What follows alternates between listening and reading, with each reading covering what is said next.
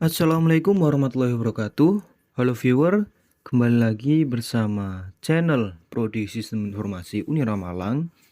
Untuk video kali ini, kita akan membahas tentang salah satu penghitungan metode transportasi yaitu MODI. Bersama saya, Ahmad Fardan Salman Fikri, mahasiswa Sistem Informasi dengan NIM 21570111007. Kita langsung saja masuk ke pengertian metode MODI. Jika kita kemarin sudah melihat video tentang pengertian dari northwest corner, terus Vogel, lalu ada stepping stone, maka kali ini kita akan membahas tentang metode MODI atau modified distribution. Untuk pengertian metode MODI sendiri, yaitu metode MODI atau modified distribution ini merupakan salah satu metode solusi akhir yang digunakan untuk menghitung biaya optimal pada model transportasi. Metode ini merupakan pengembangan dari metode stepping stone. Nah, kalau yang masih ingat, kemarin di video sebelumnya kita sudah melihat tentang metode stepping stone. Untuk lebih jelasnya, mungkin kita bisa langsung masuk ke contoh studi kasus. Di sini disajikan studi kasus. Hitunglah biaya optimal pada aktivitas transportasi sebuah perusahaan yang mempunyai 3 pabrik, yaitu pabrik 1, pabrik 2, dan pabrik 3, dengan kapasitas produksi tiap bulan masing-masing itu 500 ton, 800 ton, dan 200 ton. Selain itu, perusahaan ini mempunyai 3 gudang penjualan, yaitu gudang A, gudang B, dan gudang C. Dengan kebutuhan tiap bulan masing-masing 200 ton, 600 ton, dan 700 ton. Biaya pengangkutan setiap ton itu sendiri, yaitu ton produk tadi, dari pabrik 1, 2, 3 ke gudang A, B, C, adalah sebagai berikut. Nah, bisa kita lihat untuk kotak putih di pojok-pojok tabel ini merupakan cost atau biaya pengangkutan dari masing-masing produk.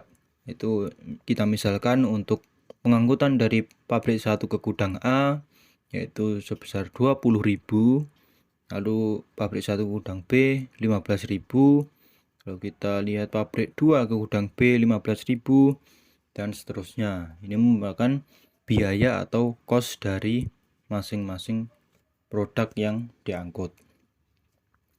Kita masuk ke langkah penyelesaiannya. Yang pertama, kita nanti akan menentukan nilai NWC atau northwest corner. Yang kedua, kita akan menentukan nilai UI dan VI. Sini variabelnya bebas, bisa VI, VJ, dan lain-lain pada tiap tabel yang terisi. Menggunakan rumus CIJ sama dengan UI plus VJ. Nah, untuk yang ketiga, kita menguji tabel yang kosong. Menggunakan rumus KIJ sama dengan CIJ dikurangi UI dikurangi VJ. Nah, jangan sampai terbalik. Kalau langkah kedua kita menentukan nilai UI dan VI pada tiap tabel yang terisi. Untuk langkah ketiga kita menguji tabel yang kosong. Lalu untuk langkah yang keempat, jika pada langkah 3 terdapat hasil yang bernilai negatif, maka akan dilakukan iterasi menggunakan stepping stone seperti di video sebelumnya. Yang kelima, ulangi langkah 2 dan 3 hingga tidak ada hasil yang bernilai negatif. Lalu langkah yang terakhir, yaitu kita bisa menghitung biaya optimalnya. Oke, kita masuk ke langkah yang pertama, yaitu bagaimana menentukan nilai NWC atau northwest corner. Sesuai namanya, kita akan berfokus dulu pada bagaimana menentukan nilai pada pojok kiri atas. Nah, di sini disajikan 2 tabel. Ada tabel yang masih kosong dan tabel yang sudah kita tentukan nilai NWC-nya. Nah, kita fokus pada pojok kiri atas di mana menghubungkan antara kapasitas dan permintaan, di mana kapasitas 500 dan permintaan 200. Di sini untuk menentukan nilainya, kita bisa langsung fokus ke angka terkecil dari dua angka ini, yaitu 500 dan 200. Kalau yang terkecil 200, maka di sini kita isikan 200 seperti itu. Nah, ketika kita sudah isikan 200, jadi untuk kolom berikutnya kita hanya tinggal mengisikan sisanya. Jadi misal kapasitasnya 500, di gudang A sudah terisi 200, di gudang B bisa kita isi 300 seperti itu. Nah, 300 di sini untuk memenuhi jumlahnya yaitu 500. Di sini kita isi 300. Kita juga harus melihat permintaan dari gudang B. Apakah permintaan gudang B itu tidak kurang dari 300, maka kita bisa isi 300. Apabila kurang, maka kita tidak bisa mengisinya di sini karena sudah melebihi dari permintaan. Berhubung di sini permintaannya 600, maka pada gudang B bisa kita isi 300. Nah, begitu juga seterusnya pada pabrik 2 dan 3 dan gudang B dan C, kita hanya tinggal mengisi sisanya karena di sini sudah ada kita tentukan NWC-nya, maka yang lain tinggal mengikuti seperti itu. Lalu kita masuk ke langkah kedua. Yaitu menentukan nilai U dan V pada tiap tabel yang terisi menggunakan rumus CIJ sama dengan UI plus VJ. Nah, di sini U ini kita ibaratkan sebagai barisnya atau pabriknya, dan V di sini adalah kolomnya atau gudangnya seperti itu. Misal kita akan menentukan nilai U dan V pada tabel yang terisi. Di sini tabel yang terisi adalah tabel C1 C1A ya, C1A, CIJ ini variabelnya yaitu C1A. Nanti kita juga menghitung tabel berikutnya yang sudah terisi C1B, lalu ada C2B, lalu ada C2C, lalu ada C3C seperti itu. Nah, untuk perhitungannya akan jadi seperti ini. Misal untuk yang pertama C1A sama dengan U1 plus VA. Di sini C1A atau kos biayanya pada kolom ini adalah 20. Lalu sedangkan UI, kenapa ini bisa 0? Karena untuk menentukan U yang pertama kita bisa mengisikan 0 seperti itu. Jadi di sini UI sama dengan 0 plus VA. VA di sini kan kita belum mengetahui. Jadi kita biarkan ini tetap VA. Nanti nolnya ini kita pindah ruaskan. Jadi nanti bisa kita hitung 20 dikurangi 0 sama dengan 20. Jadi VA sama dengan 20 seperti itu. Sekali lagi saya jelaskan untuk yang kedua, yaitu C1B sama dengan U1 plus VB. Nah, di sini untuk kosnya 15, ini 15. U1-nya tadi kita ambil nilai 0, VB di sini belum diketahui. Nah, caranya sama, tinggal kita pindah ruas. 15 dikurangi 0 sama dengan 15. Jadi VB sama dengan 15. Begitu juga seterusnya untuk C2B, C2C, dan C3C. Nah, setelah kita dapat nilai ini tadi, maka akan ketemu ini. Jadi untuk U1-nya 0, U2-nya juga 0, U3-nya min 10. Untuk VA-nya ini 20, VB-nya 15, dan VC-nya 20. Nah, seperti itu. Nah, di sini setelah kita menentukan langkah 2, yaitu menentukan nilai U dan V, maka kita bisa masuk ke langkah ketiga, yaitu menguji tabel yang belum terisi.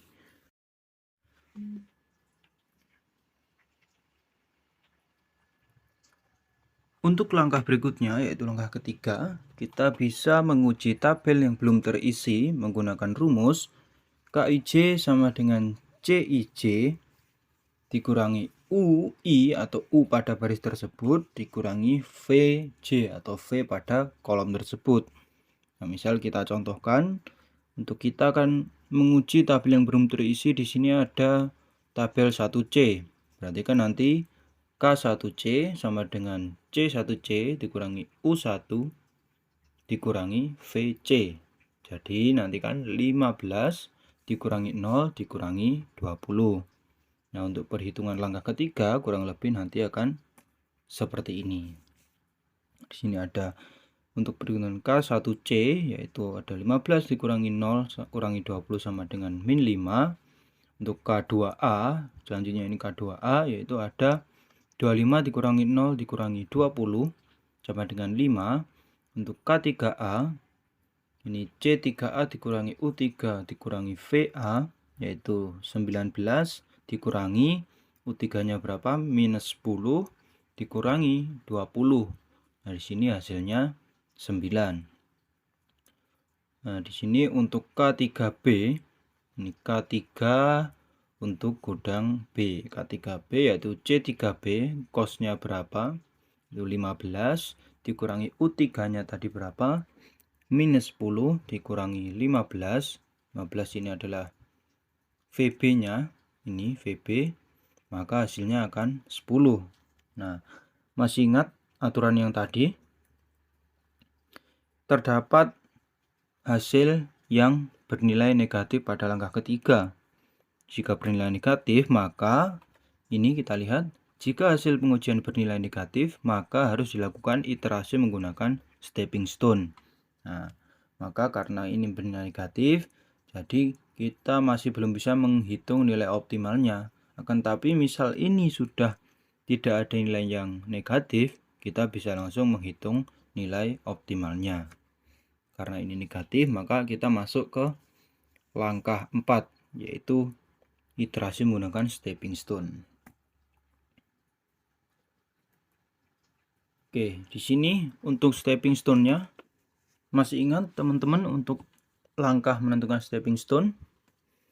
Kalau kita flashback lagi, ini saya kasih tanda untuk menentukan bahwa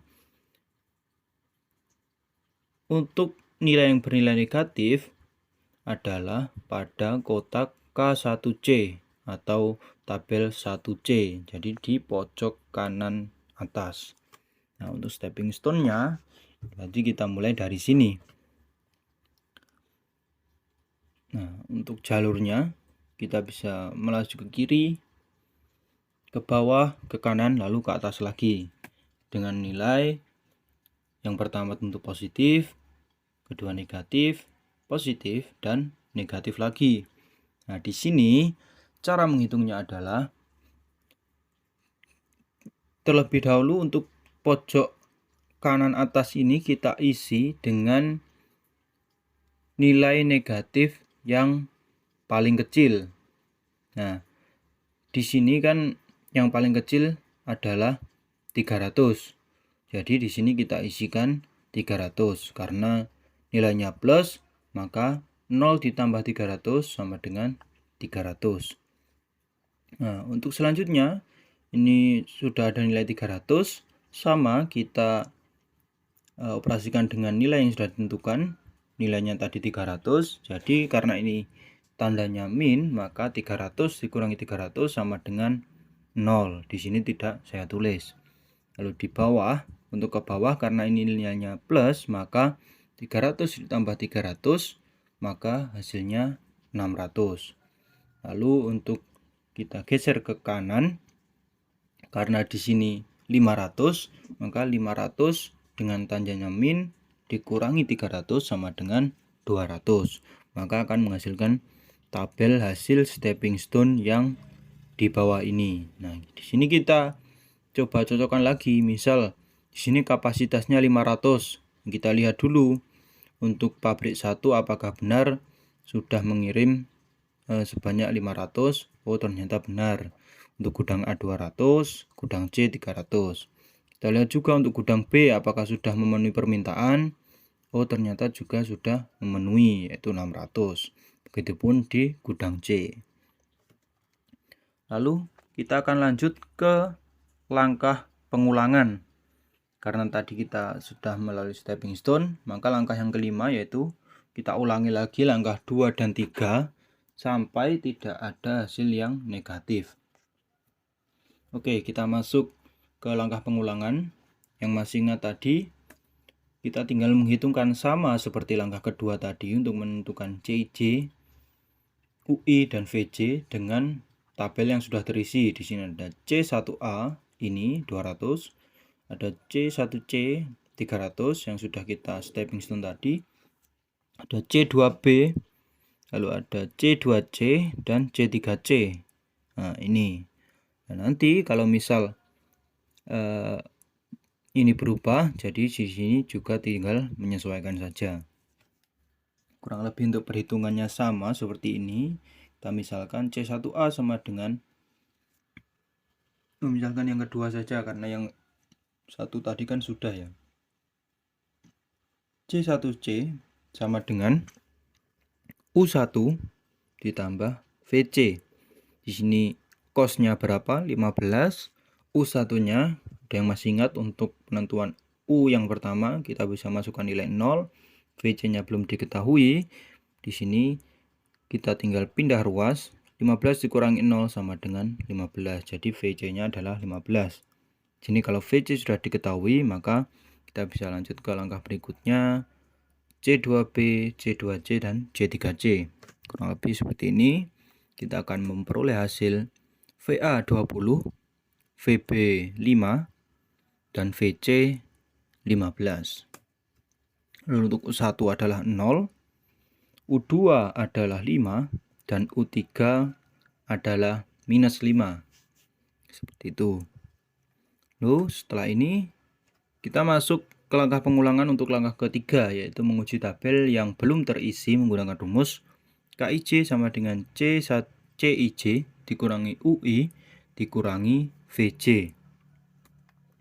Nah, di sini untuk yang belum terisi ada K1B, ada K2A, ada K3A, ada K3B.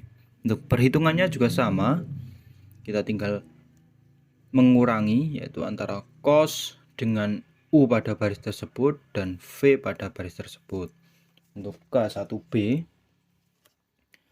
nah ini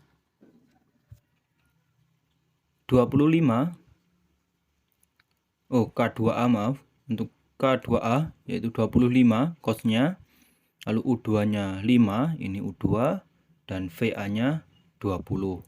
Maka 25 dikurangi 5 sama dengan 20, dan dikurangi 20 lagi sama dengan 0. Nah, di sini untuk hasilnya kurang lebih seperti ini. Mungkin teman-teman bisa mencobanya di rumah. Nah, di sini kita lihat untuk hasilnya sudah tidak ada nilai yang negatif atau sudah positif semua. Maka jika pengujian hasil tidak bernilai negatif, maka bisa dilakukan langkah perhitungan biaya optimalnya. Oke, untuk perhitungan biaya optimal, di sini kita tinggal menjumlahkan masing-masing tabel yang terisi. Misal, kita jumlahkan tabel 1A tambah 1C, kita tambah lagi 2B, kita tambah 2C, kita tambah 3C. Jangan lupa dimasukkan untuk cosnya. Jadi di sini 200 kali 20 cosnya yaitu 4000, untuk 300 kali 15 sama dengan 4500, 600 kali 15 sama dengan 9000, 200 kali 20 sama dengan 4000, dan 200 kali 10 sama dengan 2000. Tinggal kita jumlahkan, maka akan ketemu hasil 23.500. Karena ini dalam ribuan, maka bisa kita katakan untuk biaya optimalnya 23.500.000. Nah, di sini langsung bisa kita simpulkan. Jadi, biaya optimal untuk aktivitas transportasi perusahaan X, kita misalkan X, adalah 23.500.000 atau 23.500.000. Dengan rincian, pabrik 1 memenuhi kebutuhan gudang A sebanyak 200 ton dan memenuhi kebutuhan gudang B sebanyak 300 ton. Lalu pabrik 2 memenuhi kebutuhan gudang B sebanyak 600 ton dan kebutuhan untuk gudang C sebanyak 200 ton. Lalu untuk pabrik 3 hanya memenuhi kebutuhan gudang C sebanyak 200 ton. Jadi seperti itu untuk penghitungan biaya optimal menggunakan MODI. Mungkin jika dari teman-teman ada pertanyaan, bisa silahkan teman-teman ketik di kolom komentar. Dan jangan lupa tonton terus video dari channel ini, semoga bermanfaat. Jangan lupa like, comment, and share ke teman-teman kalian. Dan bagi teman-teman yang mungkin merasa ingin update terus untuk konten-konten dari video ini, jangan lupa untuk tombol subscribe-nya. Mungkin seperti itu penyampaian tentang video kali ini. Ada kurang lebihnya mohon maaf. Saya undur diri. Wassalamualaikum warahmatullahi wabarakatuh.